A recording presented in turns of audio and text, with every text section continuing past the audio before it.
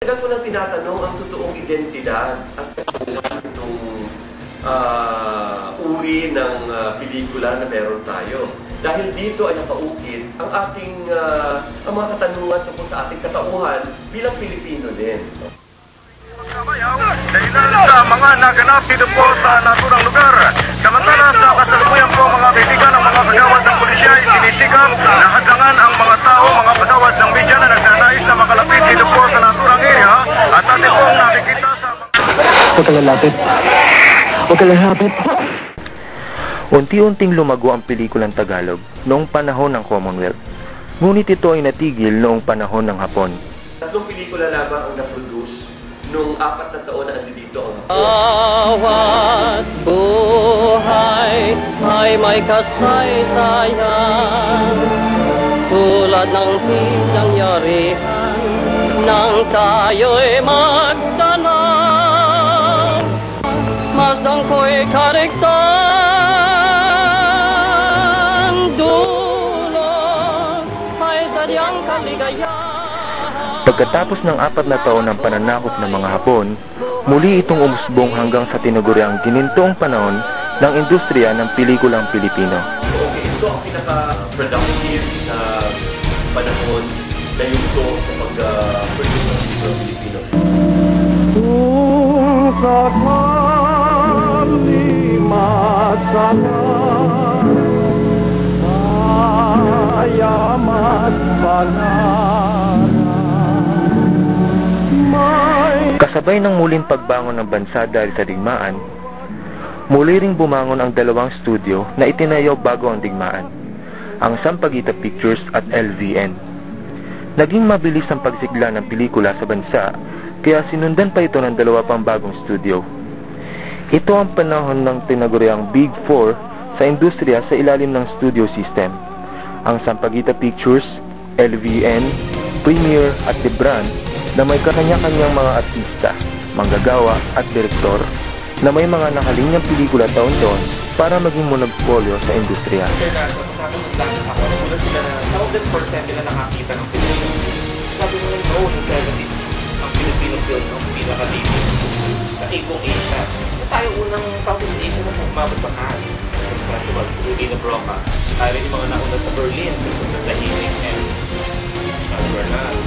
Sa Venice, noong 1950 pa tayo pumasok dyan. With Manuel Conde, yung Genghis Khan. So tayo sa mga nauna nasa world recognition. Sa isang puluding bata, kalingan, ang taghoy kong may luha.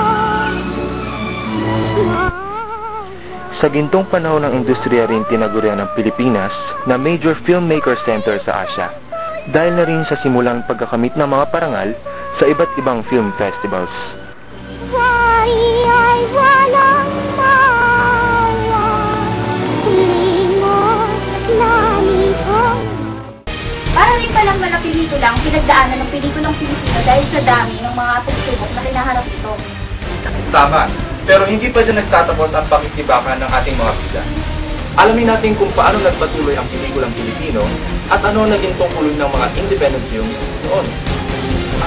Umagsak ang studio system, may umusbong na independent film producers.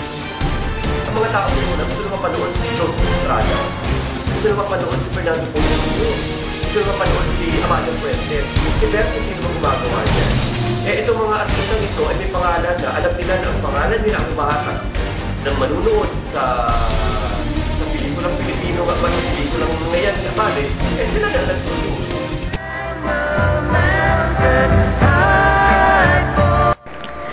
Kaalinsabay nito, naglabasan din ang mga bagong tambalan sa pelikula tulad ni Guy and Pip at Vilma and Bot.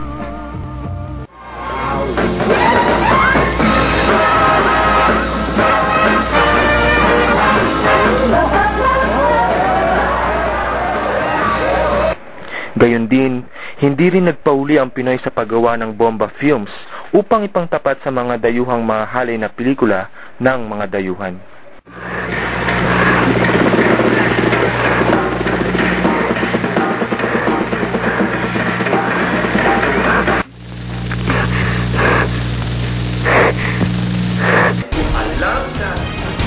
Mapansin lamang natin ang kasaysayan ng pelikulang Pilipino, maaaring makita natin na may nauna na independent filmmakers hanggang sa nagsigara ng Martial law.